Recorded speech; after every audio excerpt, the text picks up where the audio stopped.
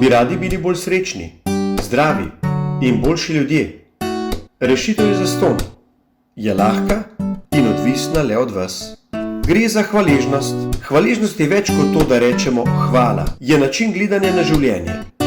Z malo vaje lahko živimo hvaležnost močneje in bolj pogosto. Znanstvene raziskave so jasne.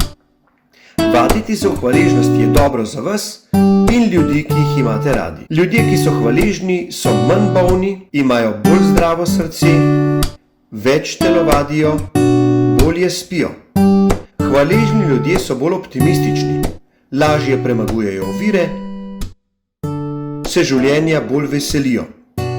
Hvaležni ljudje drugim darujejo več časa in denarja, več odpuščajo in gradijo z drugimi boljše odnose.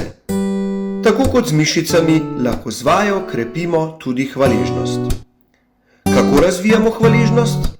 Naredimo prvi korak. Lahko komu v pismu napišete, zakaj ste mu hvaležni.